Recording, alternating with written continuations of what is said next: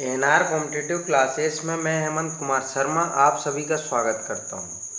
दोस्तों, आज हम पढ़ने वाले हैं मैथ्स का प्रैक्टिस सेट नंबर 25। इससे पहले 24 पढ़ा दिए हैं और टॉपिक भी कंप्लीट पढ़ा दिए हैं और जीके के भी बहुत सारे वीडियो डले हुए हैं, जीके, हिंदी, साइंस सबके। तो आप क्रम से देखा करो, जो भी वीडियो होगा कंप्लीट होगा और डाटा भी बहुत अच्छा होगा। स्टार्ट करते पहला क्वेश्चन। तीन संख्याओं का महत्तम समावर्तक 12 है तथा इन संख्याओं का अनुपात 1:2:3 है। संख्याएं बताइए। देखो, अनुपात हमें कितना दे रखा है, 1, 2 और 3। अनुपात को संख्या बनाने के लिए हमने क्या लगा दिया इसमें, x। इन तीनों में x क्या है, कॉमन। इन तीनों में कॉमन क्या है, x, और कॉमन को क्या बोलते हैं, महत्तम। ठीक है, महत्तम कितना दे रखा है, 12। मतलब x की वैल्यू कितना है, 12। तो 12 एकम 12, 12 दूना 24 और 12 थी 36। तो ये संख्याएं हो गई, सी ऑप्शन सही। समझ गए कि इनका अनुपात 1, 2, 3 दे रखा था, संख्या बनाने के लिए x लगा दिया। इन तीनों में x क्या है, कॉमन, और कॉमन को क्या बोलते हैं, महत्तम। तो मतलब x की वैल्यू 12 है, तो 12 एकम 12, 12 दूना 24 और 12 थी 36। ठीक है, अगला प्रश्न देखिए। वह छोटी से छोटी संख्या कौन सी होगी जिसे 5, 6, 7, 8 से भाग देने पर प्रत्येक दशा में 3 शेष बचे, परंतु 9 से भाग देने पर 0 शेष बचे। देखो, इसमें डबल भाग देने की बात हो रही है कि 5, 6, 7, 8 से भाग देने पर तो 3 बचना चाहिए और 9 से भाग देने पर कुछ नहीं बचना चाहिए। आपको ध्यान रखना है कि जब भी इस तरीके का प्रश्न आता है कि वह छोटी से छोटी, मतलब ये एलसीएम वाला टॉपिक है और एक के कॉन्सेप्ट का है। सबसे पहले हम क्या करेंगे, इन संख्याओं का एलसीएम लेंगे। तो 5, 6, 7, 8, इनका एलसीएम लेते हैं। 2 से काटा, 5 नहीं कट रहा है, 6 3 बार में कट गया, 7 नहीं कट रहा है, 8 4 बार में कट गया। ठीक है, अब कुछ नहीं कटेगा। तो 5 दूना 10, 10 × 30, 7 21 और 21 चौक 84। तो 840 इसका एलसीएम आ गया।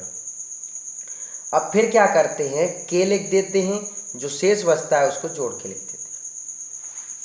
ठीक है, अब देखो, ये सारी संख्याओं से भाग जाना चाहिए, मतलब एलसीएम से भाग जाना चाहिए। अब देखो, अगर के की वैल्यू हम 2 रखते हैं, क्योंकि हमें जाना कहाँ तक है, 1600 तक, तो के की वैल्यू हमें ऑप्शन से सोचना होती है कि 840 में अगर 2 का गुणा करेंगे तो 1680 होगा और 3 जोड़ेंगे तो 1683 होंगे। 1677 तो हमें मिला ही नहीं, 1683 मिला, तो ये तो गलत ही है। देखो, 1683 कैसे मिला, 840 में 2 का गुणा करेंगे तो कितना होगा, 1680 और 3 1683। जो वैल्यू मिलती है उसको हमें चेक करना पड़ता है। उसने बोला है कि 9 से भाग देने पर 0 बचना चाहिए। अब 9 की भाज्यता का नियम क्या होता है कि सभी का योग 9 से विभक्त होना चाहिए। तो 6 और 1 और 6 7, 7 और 3 10 और 8 18, ये 9 से कट रहा है, मतलब बी ऑप्शन सही है। इन दोनों को क्यों नहीं चेक किया, क्योंकि उसने क्या कहा है, वह छोटी से छोटी संख्या। अगर ये होंगी तब भी छोटी से छोटी तो यही है जिसमें भाग जा रहा है। 1677 में तो जा ही नहीं रहा था। ठीक है, तो बी ऑप्शन सही।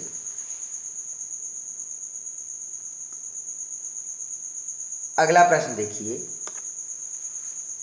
0.98 का क्यूब प्लस 0.02 का क्यूब प्लस 3 × 0.98 × 0.02 - 1 का मान कितना है। अब देखो, ये यहाँ पर लिखा हुआ है, देखो ए क्यूब प्लस ये लिखा हुआ है बी क्यूब, ठीक है, प्लस ये लिखा हुआ है 3ab। ठीक है, इतना तो लिखा ही है। अब आपने देखा कि 0.98 और 0.02 को अगर जोड़ो तो कितना बनता है, 9 और 8 और 2 10 की 0 हासिल की 1, 9 1 10 की 0 हासिल की 1, तो 1 बनता है। ठीक है, देखो ये फॉर्मूला कब बनता है, a + b का होल क्यूब बराबर क्या होता है, a cube plus b cube plus 3ab a + b। ठीक है, इतना तो लिखा ही है। अब ए प्लस बी कितना हो रहा है 1, तो इसमें अगर हम 1 का गुणा करें तो कोई फर्क थोड़ी ना पड़ेगा।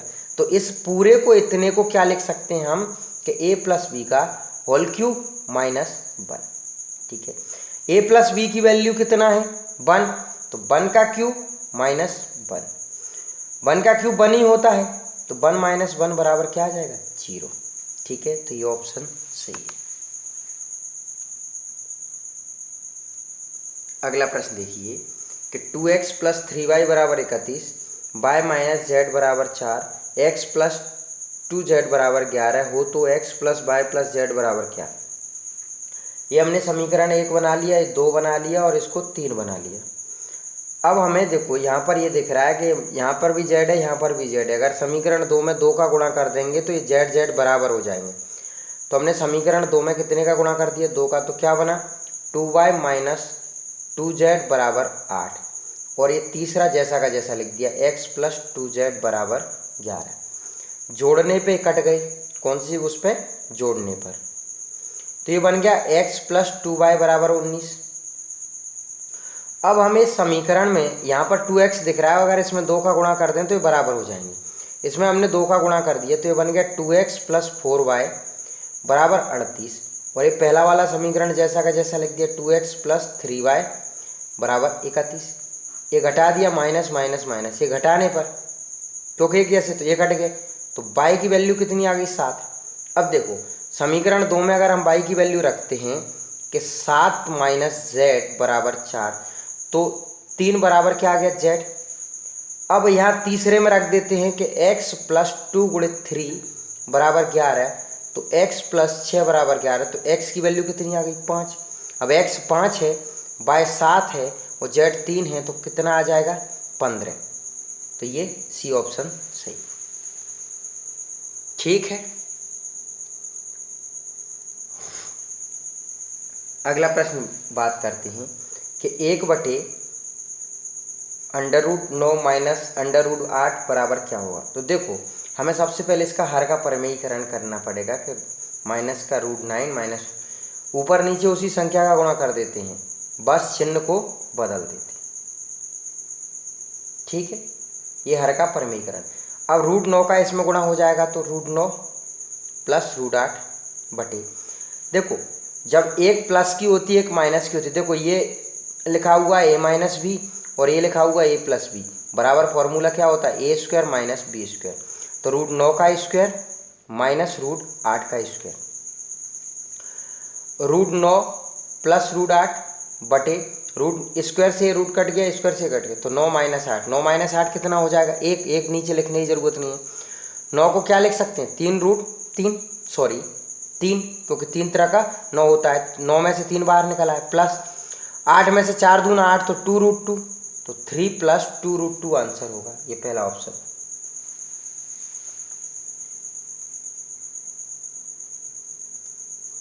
अगला प्रश्न देखिए, एक वर्कशॉप में कार्यरत सभी कर्मचारियों का औसत वेतन 8,000 रुपये है। इनमें से 7 अभियंताओं का औसत वेतन 12,000 रुपये है तथा शेष कर्मचारियों का औसत वेतन 6,000 रुपये है। इस वर्कशॉप में कार्यरत सभी कर्मचारियों का संख्या कितनी है। देखो जब हमारे पास 3 इकाई होती हैं तब हम मिश्रण लगा देते हैं, टोटल को तो बीच में लिखते हैं, सभी का दे रखा है कितना 8,000, ठीक है, तो टोटल को बीच में लिखते हैं।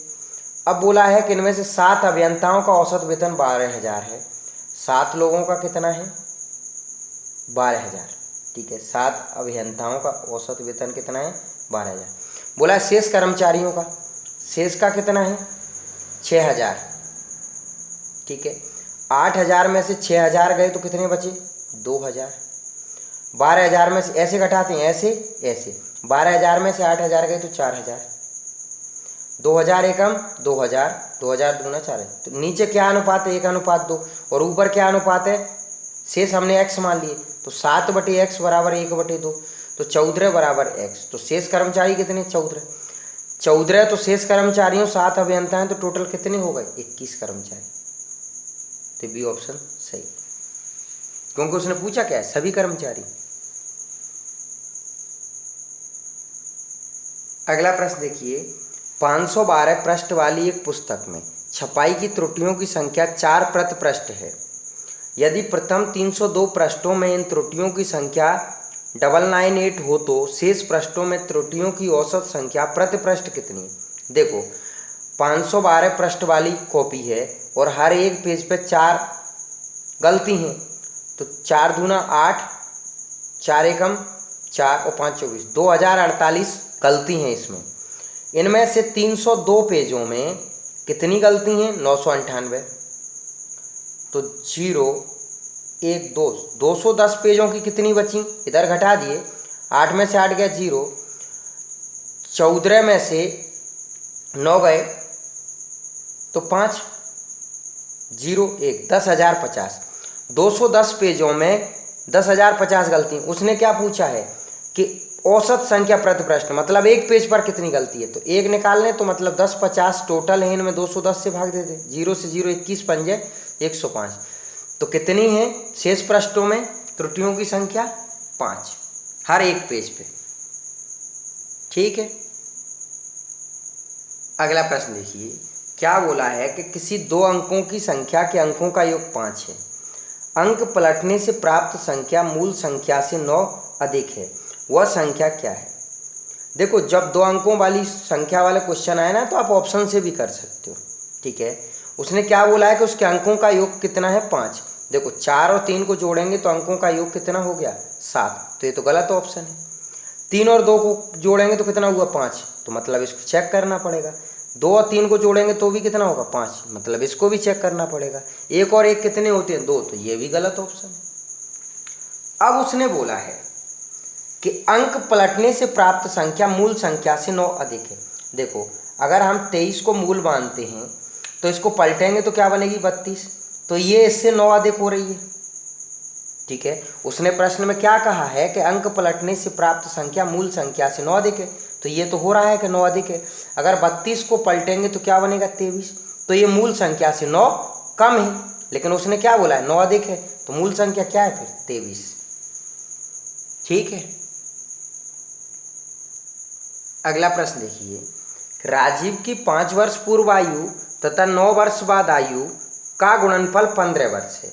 राजीव की वर्तमान आयु कितनी है? देखो जब इस तरीके के कुछ क्वेश्चन आते हैं ना कि गुणनफल वगैरह दिया है तो आप ऑप्शन से भी कर सकते हो, एक्स से तो कर ही सकते हैं। ठीक है, अब मान के चलो कि आपने राजीव को वर्तमान में मान लिया 6, उसने बोला है 5 वर्ष पूर्व, तो मतलब 5 साल पहले वो कितने का होगा? 1 साल का। 5 वर्ष पूर्व, ये तो वर्तमान में हो गया। अब बोला है कि 9 वर्ष बाद, अभी वर्तमान में 6 का है तो 9 वर्ष बाद कितने का होगा? 15 साल का। अब उसने बोला है कि इन दोनों का गुणनफल 15 होना चाहिए, तो 1 और 15 का गुणनफल 15 आ गया। ठीक है, जैसा प्रश्न में कहा। तो राजीव फिर कितने साल का है? 6 साल का। नहीं फिर अगर ऑप्शन से करते, उससे करते एक्स से, तो कैसे करते कि राजीव वर्तमान में एक्स का है, 5 वर्ष पूर्व कितने का होगा? तो x माइनस 5 का, और 9 वर्ष बाद कितने का होगा? तो x प्लस 9 का, और इनका गुणनफल कितना है? 15। इस इक्वेशन को हल कर देंगे तो x की वैल्यू कितनी आएगी? 6। ठीक है, अगला प्रश्न देखिए, 1/1 प्लस a की power n minus m plus 1/1 plus a की पावर m माइनस n बराबर क्या? देखो हम जैसे a की पावर m बटे a की पावर n बराबर क्या होता है? a की पावर m माइनस n। तो जब बटे में से ऊपर ले जाते हैं तो वो ये बन जाएगा। अब इसको पलट के ये भी तो लिख सकते हैं ना, लिख सकते। तो देखो इसको कैसे हल कर सकते हैं कि 1/1 जैसा का जैसा रहा, इसको क्या लिख सकते हैं कि a की पावर n बटे a की पावर m, समझ गए इस कंडीशन से, प्लस 1/1 प्लस इसको क्या लिख सकते हैं? a की पावर m बटे a की पावर n। ठीक है, अब इसका एलसीएम ले लेंगे तो क्या बनेगा? 1/1